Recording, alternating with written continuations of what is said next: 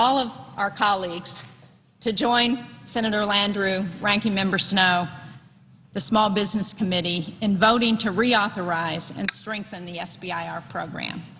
Thank you very much, and I yield the floor. And note the absence of a quorum. Clerk will call the roll. Mr. Akaka.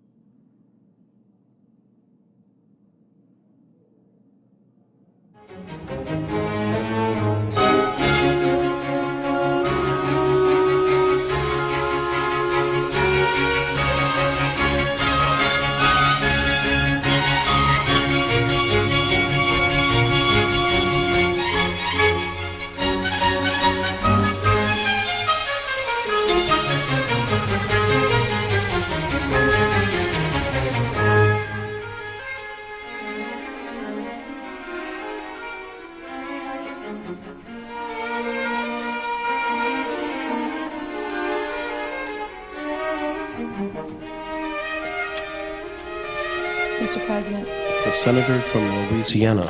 I ask unanimous consent to dispense with the quorum. Without objection.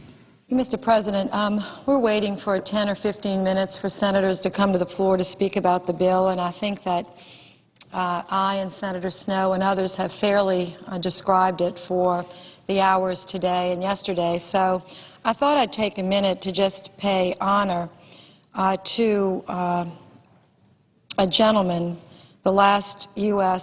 veteran of World War I, who was laid to rest at Arlington just yesterday, and to actually put into the congressional record, and I'd like to read as much of it as I'm able before the other members come, because it struck me as something important. And it was a beautifully written article in the Post this morning, and I hope that many people got to see it, and I'm hoping many of our members were able to read it. I learned some things that I had actually no idea about, which will become apparent as I read this short article, but it was beautifully written by Paul Dugan, and I thought I'd just take a minute to read it into the record. This is the last U.S. veteran of World War I, so of course it wasn't just any ordinary funeral. Not that any funeral is ordinary, but it was extremely special to our country and to the world.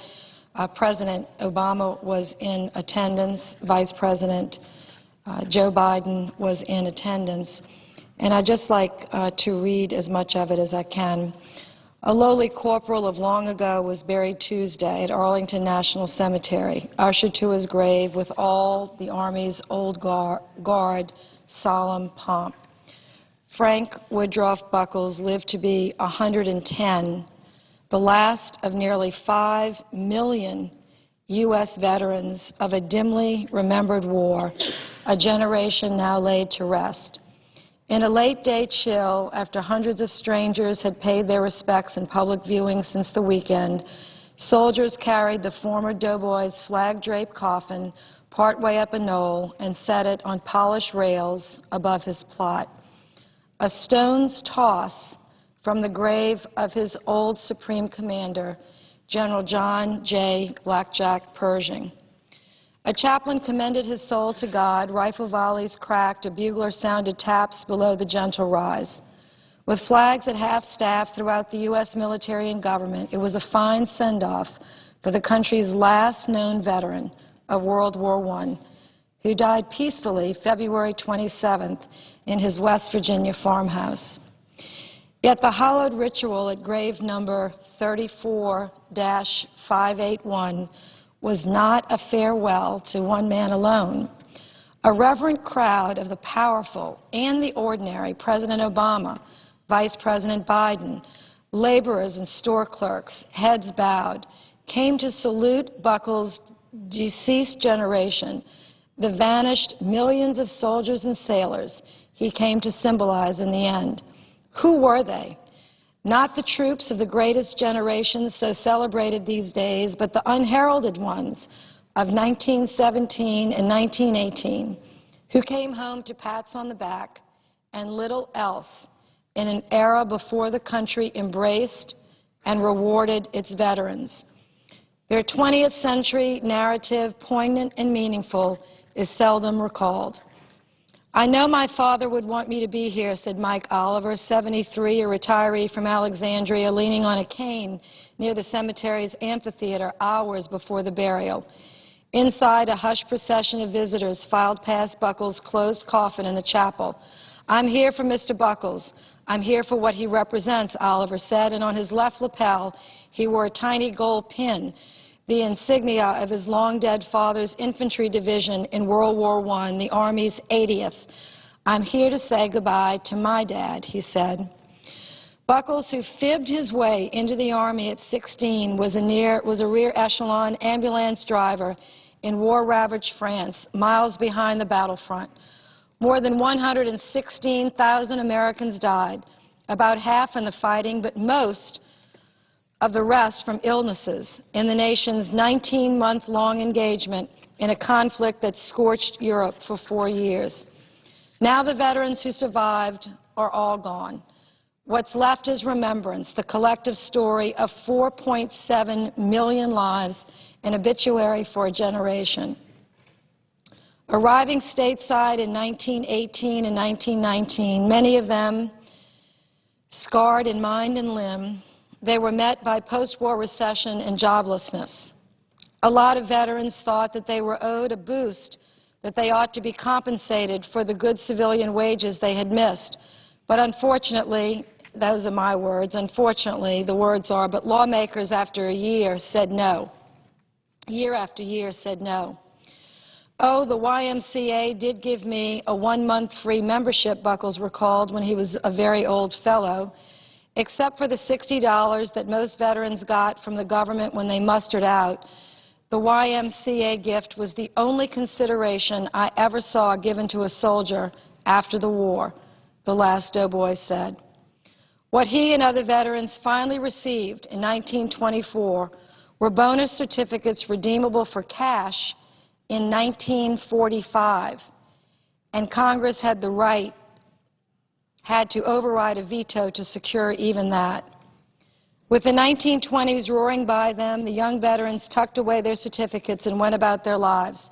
Buckles became a purser on merchant ships traveling the globe. Then the Depression hit, and their generation's legacy took on another aspect, one of activism that helped propel a reshaping of the nation's social landscape. Thousands of ruined veterans were left with nothing of value but the promise of eventual bonuses. In 1932, while Buckles was at sea, a ragtag army of ex-servicemen descended on Washington with their wives and kids to lobby for early redemption of the certificates, and a disaster ensued that would long reverberate. And this is the part that I had no idea about, and I think it's important to recall it and to remember it. Living for weeks in a sprawling shanty town on mud flats in the Anacostia and in tents and hovels near the U.S. Capitol, the dirt-poor, quote, bonus army, numbering more than 20,000, defied orders to disperse. So the White House unleashed the military. Infantrymen, saber-wielding cavalry troops, half-dozen tanks swept along the avenues below the Capitol, routing the veterans and their families in a melee of blood and tear gas. Then soldiers cleared out the Anacostia shacks and set them ablaze. 2 veterans died, hundreds were injured, 4 years later, after a Florida hurricane killed 259 destitute veterans at a makeshift federal work camp, political support finally tipped for the bonuses, and the generation that fought World War I finally got a substantial benefit. I think mine was $800, Buckles said, of his bonus equal to $12,000 today. But he said he gave it to his father, an Oklahoma Dust Bowl farmer, barely hanging on. The bonus Army debacle weighed on Congress and the Roosevelt administration during World War II, with 16 million Americans in uniform, more than 3 times the World War I total. Policymakers feared massive unrest if new veterans got the same shabby treatment that the Buckles generation had received. The result in 1944 was the GI Bill, widely viewed as the most far-reaching social program in U.S. history, and I would only underscore to say widely viewed as the most far-reaching social program in world history. It made college and home ownership possible for the great wave of returning World War II veterans, when such opportunities were considered luxuries, and spurred a vast, decades-long expansion of America's middle class. Unfortunately, for the veterans of Buckles' era, the bill was not retroactive. Tuesday's hour-long viewing in the amphitheater chapel was consolation. Buckles' family and members of West Virginia congressional delegation had wanted him to lie in honor here, but it was not to be permissible. But so the people of Arlington came to say goodbye, a generation's end. This was his wife in the 1970s. She was a secretary at the Alexandria headquarters of Veterans of World War I, had a large office staff and the Times, scores of chapters across the country, and 250,000 members out of 750,000 surviving veterans. The commander, Kerr, recalls Buckles, who got the title in 2008 when the only other living member, a Florida man, passed his way. The group was formed in 1948 after millions of World War II veterans swelled the ranks of the American Legion and similar organizations. It goes on to say the World War II guys had business loans, home loans, education, all kinds of things. My World War I guys, nothing. So they said, okay, we'll start our own bunch. So it included Buckles, who was captured by the Japanese while working in Manila at the outbreak of hostilities in the Pacific. And although he spent World War II in an enemy prison camp, he was a civilian, so the GI Bill didn't extend to him. In 1974, Kerr was hired. When Kerr was hired, most of the men were retirees. She said every year they'd come to Washington, busloads of them, and testify before Congress, she recalled. They wanted money for eyeglasses, hearing aids, and dentures, and a little pension, she said. Good old H.R. 1918. It was a bill they were always putting in to give them $50 a month. But, of course, it never passed. Just a lot of memories now, the lobbying, the quarterly magazine, the big annual conventions in Hot Springs and Daytona Beach. Time ran out for all but the hardiest of the veterans of World War I, and they died fast. By 1993, when the office shut for good, Kerr said that in her 40s she was the only staff member left. And occasionally she got phone calls for some of the few remaining members whose frail voices broke her heart. The typical sad things you'll hear from the elderly, she said. I had one of my guys. He was absolutely in tears. He was from Nevada, and his new nurse would not cut the crust off of his sandwich. They were buried with honors Tuesday as scores of somber onlookers crowded the hillside, a distant generation borne to the grave with the last old veteran who was cared for lovingly by his family to the end. In the waning afternoon, the soldiers of the burial detail strode in formation up the avenue from the Grand Marble Amphitheater to Section 34 of the cemetery, escorting horse-drawn caisson with Buckles' metal coffin, the procession slow and deliberate, like the march of time. After the prayer and echoes of the bugle and the rifles had faded, the Army's Chief of Staff, General Peter Chiarelli, knelt before Buckles' daughter, seated by the grave, and handed her a tri-folded American flag. He whispered words of comfort, then stood and walked away. No more doughboys now. So long. Rest in peace. Madam President, I thought this was an article worth putting in the congressional record. I'm pleased that I had the time today, before senators came to the floor, to actually read it into the record so that we can take a pause to remember on this week the burial of the last veteran of World War I, and what an obligation we have to our veterans today, and the kind of determination that we must continue to foster to honor them for the sacrifices they make, whether it was this generation, which we in large measure failed to do, the veterans of World War II, the veterans of Vietnam and Korea, of course, Desert Storm, our veterans from Iraq and from Afghanistan who are currently fighting those battles. And it just helps us to remember, Madam President, that the important work that we do here, that bills passing, particularly bills that provide these kinds of fair and equitable benefits, is most certainly something the federal government must continue to keep as one of its highest priorities. And I yield the floor.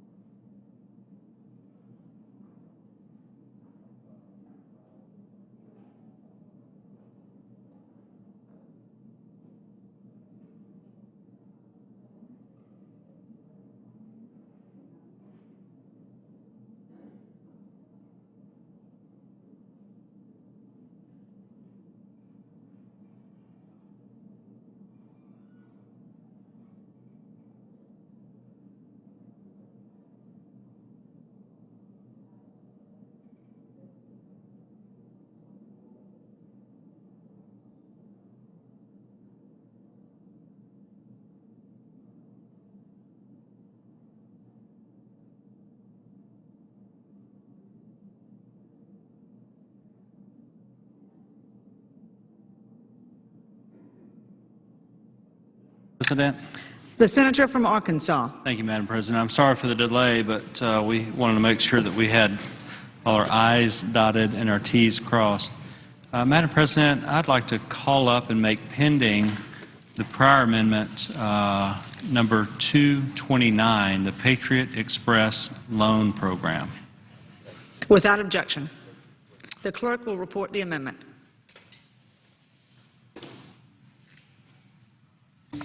The Senator from Arkansas, Mr. Pryor, proposes an amendment number 229. On page 116, after line 24. Madam President, I ask that the reading be dispensed with. Without objection.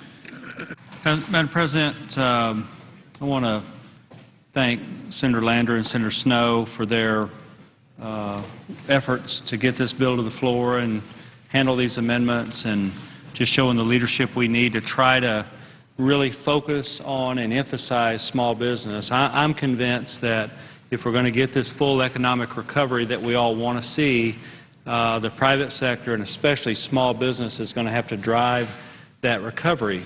And that brings me to the amendment that I've filed today and I've called up. In 2007, there were roughly 25,000 veteran-owned small businesses in my state. So you can do the math on that. There's probably 2 million around the country or more, maybe 3 million around the country, veteran-owned small businesses. In 2007, the SBA created the Patriot Express Pilot Loan Initiative for members of the military community. That's part of the 7A program. My amendment would move that Patriot Express loan program from a pilot program to a fully authorized one, and this would ensure that veterans and members of the military community continue to have the ability to access capital when starting a new business or even when operating an existing one. The Patriot Express pilot program has been a very successful program, issuing close to 7,000 loans valued at $560 million and increasing veteran participation in the SBA programs. The amendment would make the Patriot Express loan program available to all members of the military community, including active and non-active members, veterans, spouses, and children, widows and widowers of service members. It would increase the maximum loan amount from $500,000 to $1 million. The guarantee rates would be 85% for loans of $500,000 or less and 80% for loans over $500,000 up to $1 million. It would also reduce the fees imposed by the SBA for all veterans to 75% of the fees otherwise applicable under the 7A and Express programs.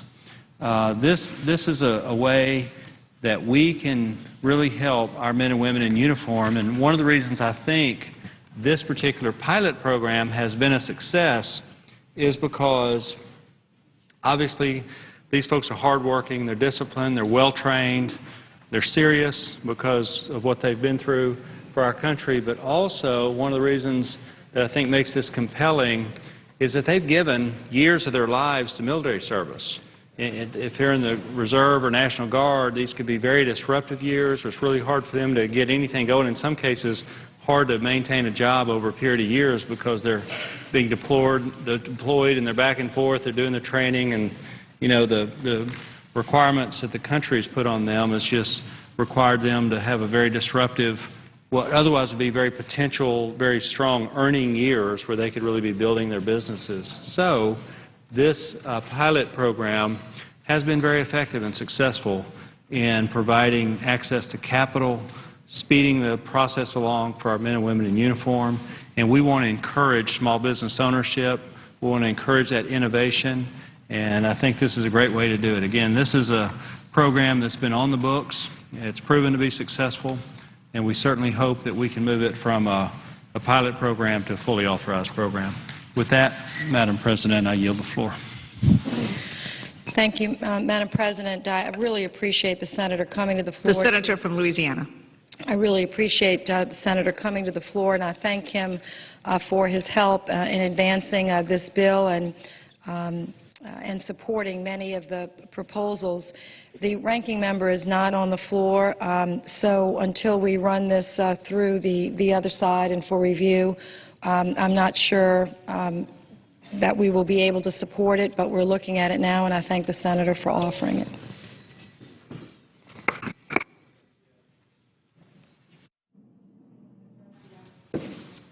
The clerk will call the roll.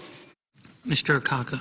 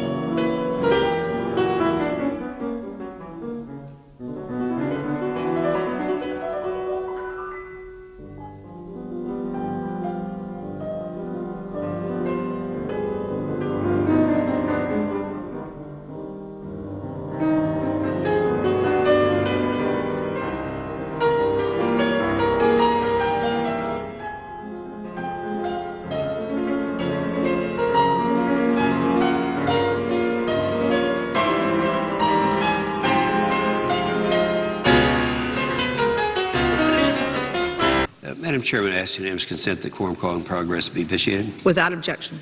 Madam Chairman, we are currently, it's my understanding, on my amendment number 183 to S-240, 493. Is that correct? That is not the pending amendment at this time. All right. I ask unanimous consent to set the pending amendment aside for the purpose of considering amendment number 183.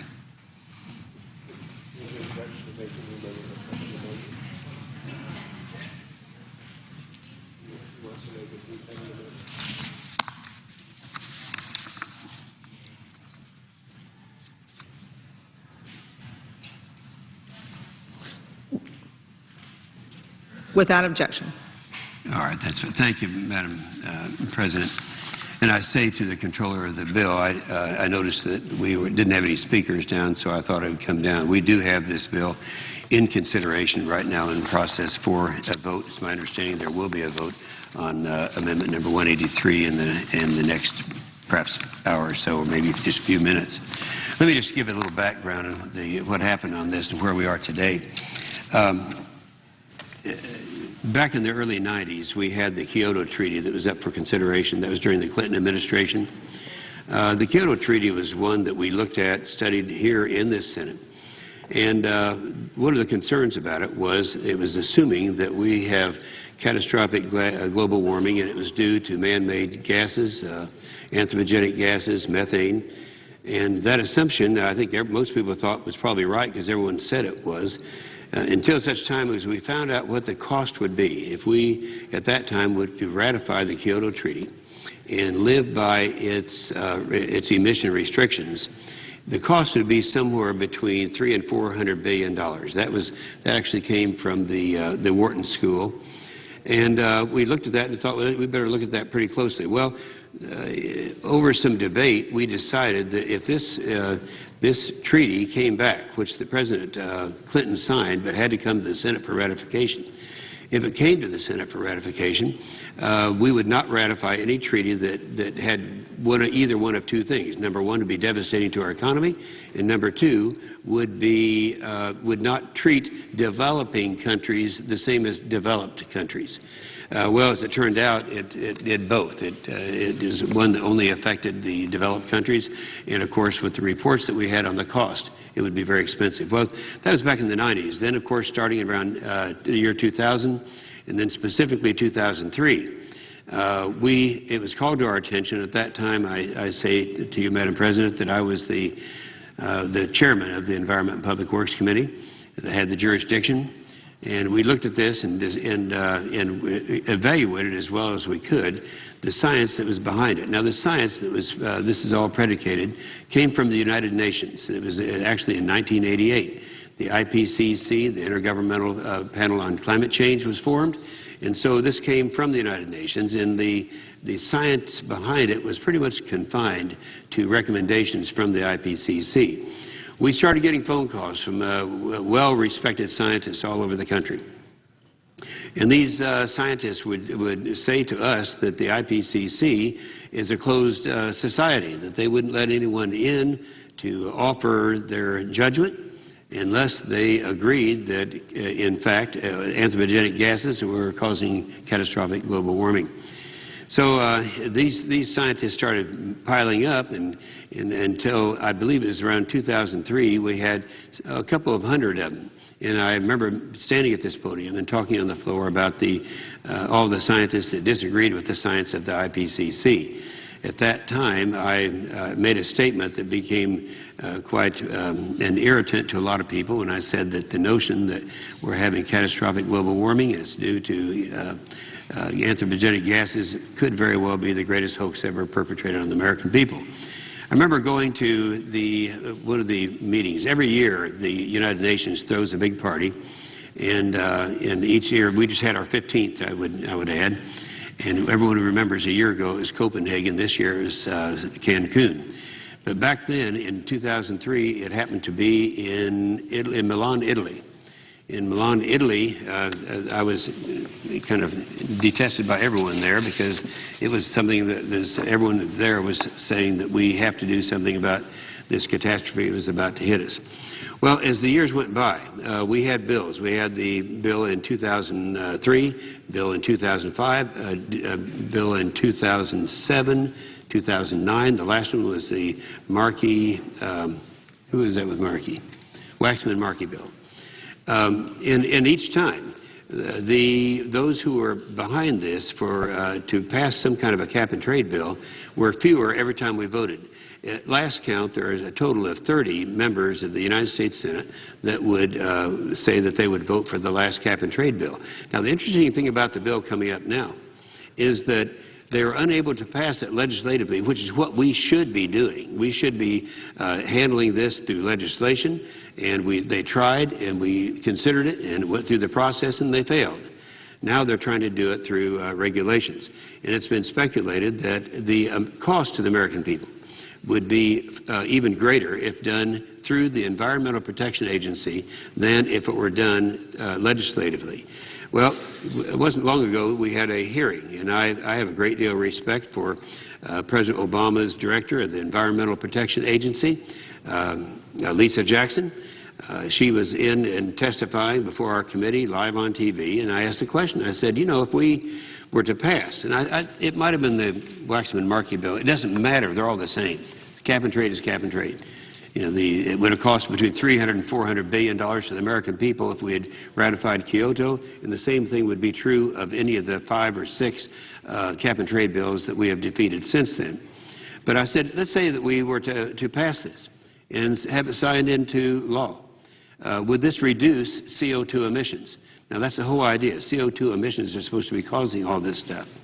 And her response was, I was very proud of her because it took a lot of courage to give the response that she did. She said in response, no, it wouldn't, because it would only affect the United States of America. And then I would take it one step further. As we restrict, and that's what would happen if we have a cap and trade, whether it's by legislation or by regulation, it doesn't really matter. What they're going to do is regulating everything that's out there in our society. And as I say, the cost would be between $300 and $400 billion.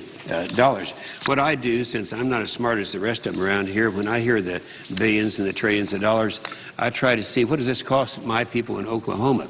So I did the math, and in Oklahoma, if we take the total number of people that have file tax returns and divide it into the amount of taxes this would cost, it would be about $3,100 per family in my state of Oklahoma. Now, what do you get if you get it? You get something that even the EPA director says is not going to lower worldwide CO2 emissions. So you don't get anything for it. Now, the big vote that's coming up in a few minutes is going to be a bill that I introduced, and we now have introduced this as an amendment to this small business bill, and that would say to the EPA that you no longer have jurisdiction, which they shouldn't have, and I question that they had in the first place, over the regulation of CO2. And now, there was there's a lot of talk about the Clean Air Act. I was a very strong supporter of the Clean Air Act, and several people who take a different position from me on the vote that's coming up talk about the Clean Air Act and all the wonderful things that it's done, and I agree. It has. And so I feel strongly about it. We have cleaner air now than we've had in a long period of time, and the thing is, it was designed to take care of 6 known pollutants. CO2 was not one. It was not a pollutant. Now, the court said that you don't have to count it as a pollutant, but if you want to, you can do it. So that was optional to the Environmental Protection Agency and to the government of our country. Well, they elected to do that, and in order to do that, they have to have an endangerment finding. Endangerment finding is something that says that CO2 is an endangerment to public health. Well, when the same Administrator Jackson, was before our committee, and this was right before the Copenhagen thing, this would have been a year ago last December, I can remember making the statement to her again in the same public meeting. I said, Madam Administrator, I have a feeling when I leave for Copenhagen tomorrow that you're going to have an endangerment finding, and I could kind of see a few smiles. And I said, if that happens, it's got to be based on some science, doesn't it? Yes, it does. What science will you base it on? Well, primarily the IPCC. Now, coincidentally, Madam Chairman, Madam President, this was right before all the ClimateGate stuff came out, where they saw that they're falsifying science, and all the things that we had found during the mid-'90s about scientists coming in, that they were correct after all, that they had been cooking the science on this thing. So that's another problem that we have that we're faced with. So the way to solve the problem, and I think that many of my Democrat friends, many of them, have said that they agree that this should be a matter of the legislature, not a matter of the EPA making these decisions. This morning I quoted some of them. I've got it right here. Senator Baucus, he's a Democrat senator. He said, I mentioned that I do not want the EPA writing those regulations. I think it's too much power in the hands of one single agency, but rather climate change should be a matter of essentially left to Congress. I agree with that. And it was left to Congress. And we considered 5 or 6 bills on this. Senator Nelson, another Democrat from Nebraska, Ben Nelson, he said, controlling the levels of carbon emissions is the job of Congress. We don't need EPA looking over Congress' shoulder telling us we're not moving fast enough. And I agree with him. In addition to that, we have 8 other Democrat senators who said essentially the same thing. So I think that's pretty well understood. But one reason I wanted to mention this before the vote takes place, my wife thinks the greatest problem facing America is price of gas at the pumps. Now, I know that my wife is not the only wife around who believes that. And she was saying for a long period of time, what causes these things? And it's very easy because my wife and I have been married 51 years. We have 20 kids and grandkids. And even my grandkids understand that, it's supply and demand. I mean, that's taught in elementary schools nowadays. So supply and demand is at work here. Well, we have supply in the United States of America.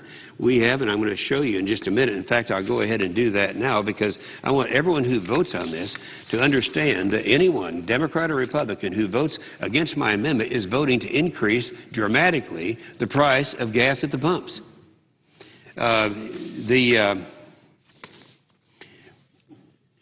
The next time you hear someone say that we have, this is some of you keep hearing that we have just 3% of the oil in this country, I think that's interesting because they say 3% of the proven reserves.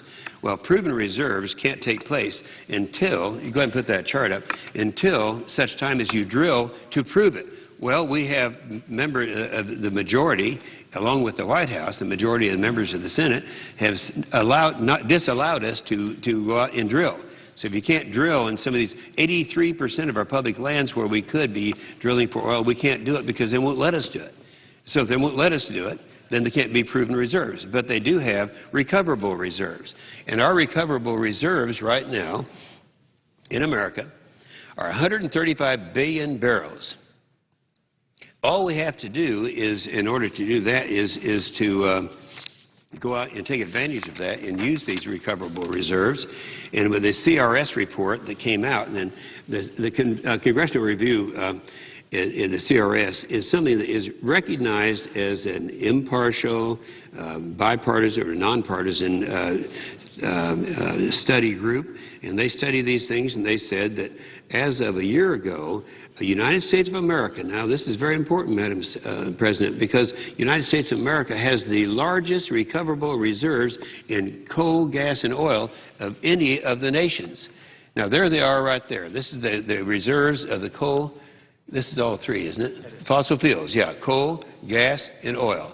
And there it is. This is the United States of America. If you add this up, we have more than Saudi Arabia, China, and Canada, Iraq combined. Now, that's what we've got here. But the problem is, politically, they won't let us drill for it. I know, and I just regret to say this because I was just challenged, but it's true because I was there. 21 years ago, we had the Exxon Valdez. It was a disaster. It took place up in Prince William Sound, and most people here remember that now. It was an accident where they had a deficient ship that it leaked it in that beautiful, pristine water up there. And I went up there, and quite frankly, there are a bunch of the far left that were celebrating that it happened. And why would they celebrate a disaster like that? They celebrated because they said, we're going to parlay this into stopping all production on ANWR or on the North Slopes of Alaska. Well, that's kind of interesting that they're going to parlay that into it. I said, well, how do you figure that? Because Prince William Sound accident, Exxon Valdez, that was a transportation accident. That hits something, causing it to break, and as I said, if you do away with drilling in America, that means we're going to have to transport it in from foreign countries, and the likelihood of it happening again is far greater. Nonetheless, they said that we're going to use that. And then I hate to say this also, but when we had our spill in the Gulf just not too long ago, a lot of people are saying, aha, now we're going to stop all drilling deep water drilling in the Gulf. Well, we have tremendous reserves over there, down there in the Gulf, and while the moratorium was lifted, the administration has only issued one deep water drilling permit since that happened. Now, what I'm saying is we've got all these reserves out there, and we can do it. And I'm talking about gas and oil and in coal.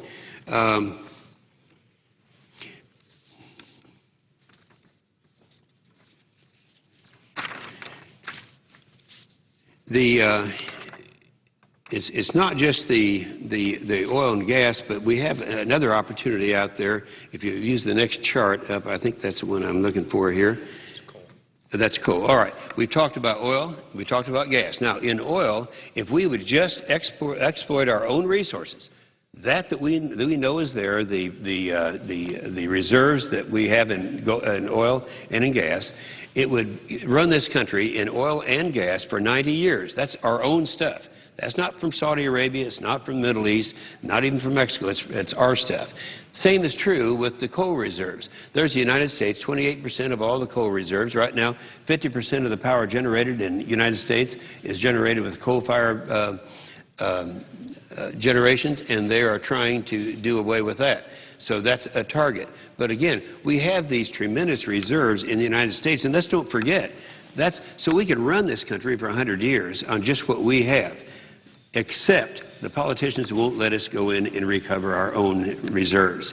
And let's don't forget about oil shale. Right now, oil shale is something, yes, there are several pilot projects to prove that the shale's commercial viability.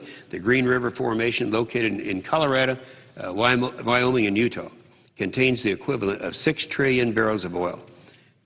Let me say that again, 6 trillion barrels of oil. The Department of Energy estimates that of the 6 trillion, approximately 1.38 trillion of barrels are potentially recoverable. That's equivalent of more than 5 times the oil reserves in Saudi Arabia. But when I made the statement about having all these reserves more than any other country, I wasn't counting shale, because that's not quite here yet. Almost, but not quite. Another domestic energy source that could lessen our dependence is methane hydrates. Everybody knows that. But I didn't count that either. So all these things that we could have counted aren't there. But the point is this.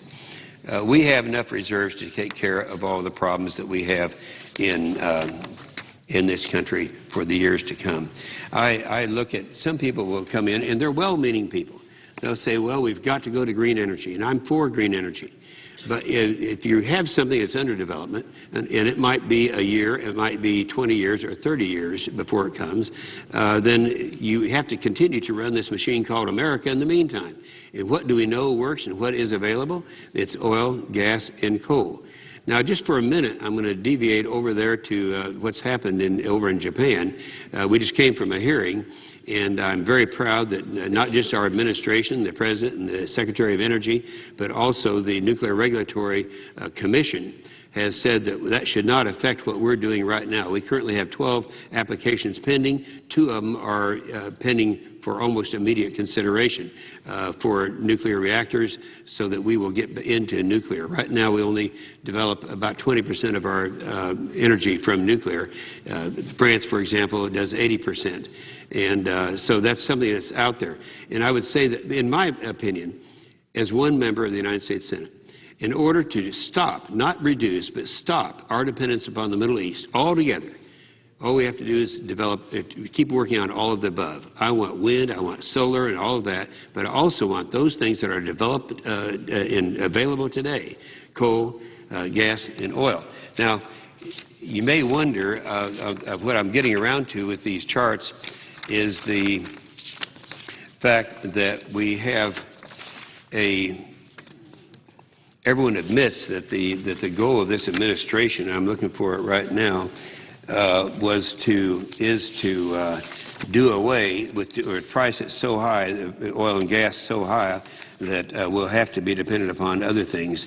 President Obama said not long ago, he said, under this cap and trade, now we're talking about it could either be legislative or it could be regulations, quote, electricity prices would necessarily skyrocket. Notice he said necessarily skyrocket. His administrator of the Secretary of Energy, to give you an idea of what's behind this, all the high price of gas at the pumps, said, quote, now this is Stephen Chu, Secretary of Energy for the Obama administration. He said, quote, somehow we have to figure out a way to boost the price of gasoline to the levels in Europe. Let me repeat that. Somehow we have to figure out a way to how to boost the price of gasoline to the levels in Europe. Now, what are the levels in Europe? In the United Kingdom, they're $7.87 per gallon. Italy, $7.54. France, $7.50. Germany, $7.41. And that is the motivation out there to do this. And I think we have many others that we could quote in the administration, but I don't want this to turn into something that gives the appearance that we're just criticizing the administration. The fact is that we have to do something about developing our own resources, and if we do that, we're going to be able to bring down the price of do two things. First of all, for our national security, quit worrying about depending upon the Middle East for our oil. We can stop that, just developing our own resources. And secondly, just go right back to elementary supply and demand. If we can supply the oil and gas and coal, then we're going to have, it'll lower the price and lower it dramatically. Everybody knows that, and that's why this vote that's coming up is so important, because the vote isn't just to try to keep us from having between a $300 and $400 billion tax increase on the American people that won't accomplish anything. Remember what I said that the administrator of the EPA said? Not only that we would stop that kind of a tax increase, but also that we can stop the rise of gas at the pump. So if somebody votes against this amendment, all it does is say that which many Democrats, all Republicans and many Democrats agree, we're going to find out how many, is say that the Congress should be the one to address these things, not the Environmental Protection Agency. So that's what the amendment's all about. Anyone who's going to be voting against the amendment is saying that we don't want to develop our own resources, and that's one of the most serious problems that we're dealing with right now. We have other problems that have to do with the EPA right now with all the regulations. They have this minimum achievable technology on emissions, on other things such as boilers and other things that would end up increasing the cost to do business. Ultimately, it's the consumer that pays. I actually have a quote here that I can't seem to find right now since I'm not using notes that says that we do have the technology to do all these things, and yet we are going to allow this to happen even though it's not necessary. So we've got a big vote coming up.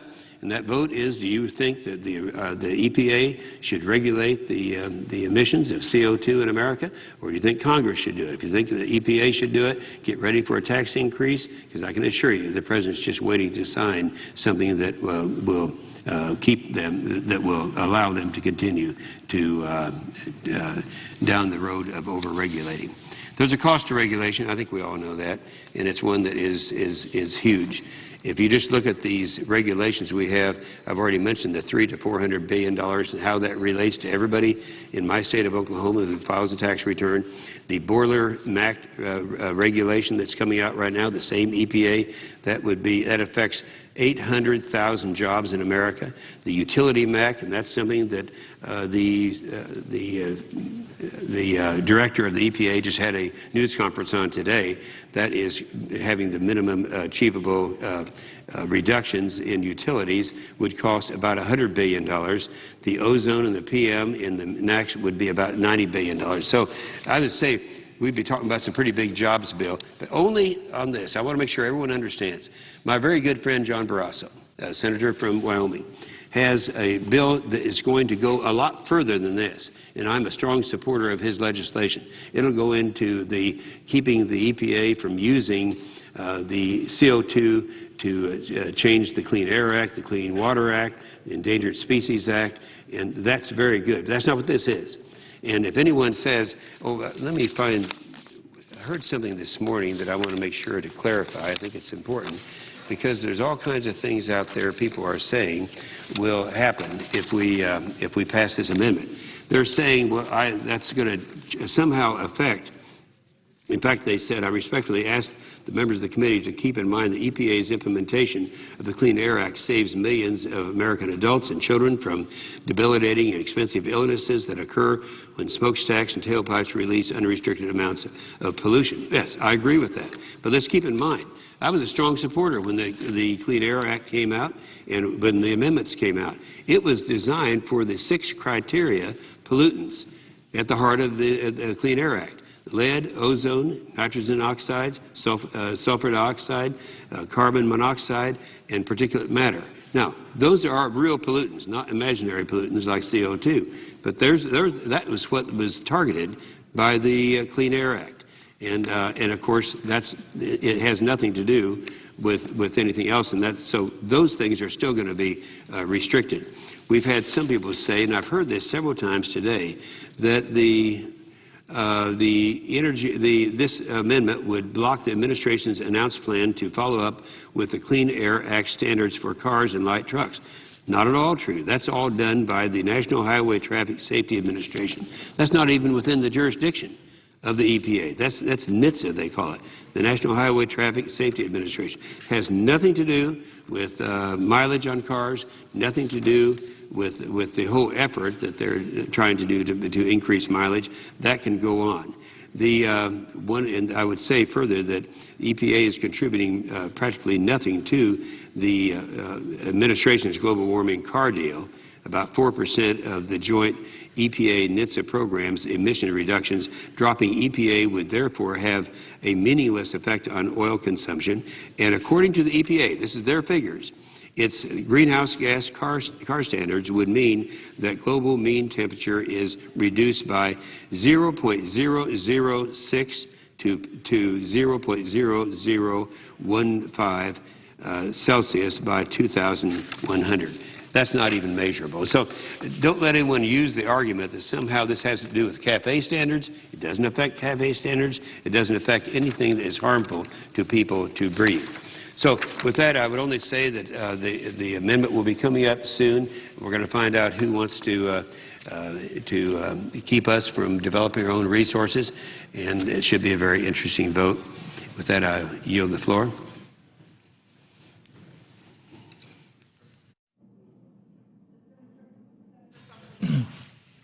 Madam President, the amendment submitted by the Senator from Kentucky seeks to reduce discretionary spending by $200 billion. The actual amendment would cut in excess of $155 billion from domestic discretionary spending and the balance from security-related programs. While I'm certain the Senator is serious in his desire to cut spending, and all of us are, I would point out to my colleagues that for the remaining 6 months of this fiscal year, with the passage of the next short-term continuing resolution, the federal government will have less than $200 billion in fiscal year 2011 funds remaining for domestic discretionary spending. And my colleagues need to be advised, Madam President, that the CR that has passed the House will set a ceiling on domestic discretionary spending for the whole year at $400 billion. Since we are halfway through the fiscal year, we have already allocated about half of these resources. Moreover, during the first 6 months of the fiscal year, the government was funded at a higher rate, approximately $405 billion. Therefore, we only have approximately $195 billion remaining for the balance of the year to spend on all discretionary domestic programs. While there are examples where unobligated balances remain in some agencies, in general, it is fair to say the Senator's amendment would cut this year's remaining domestic spending by 80%.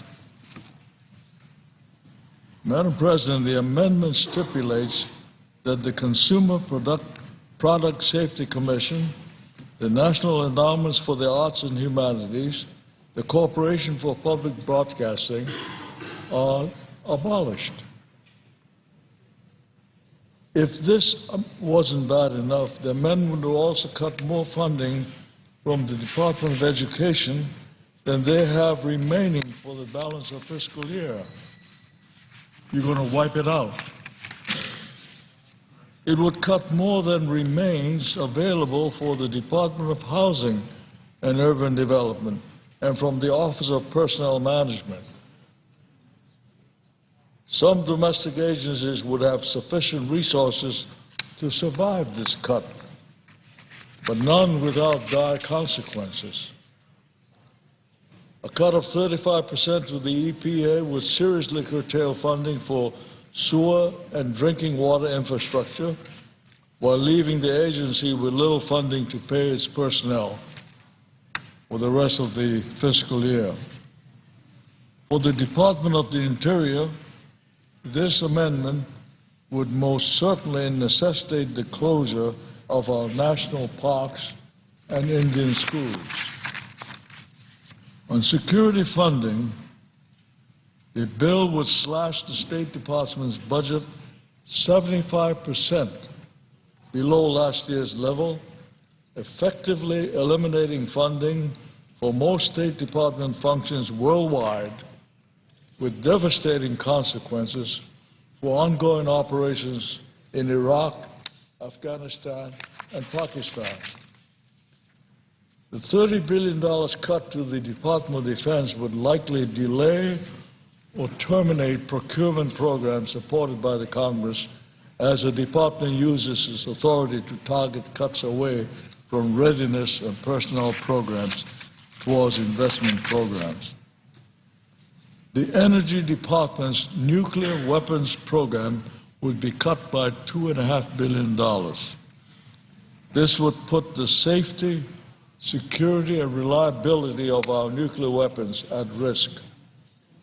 Madam President, the only thing that many agencies would be able to do if they were faced with cuts of this magnitude would be to plan to shut down their operations. And I can't think of a single member of this chamber responsibly voting for this amendment. I yield the floor and suggest the absence of a quorum.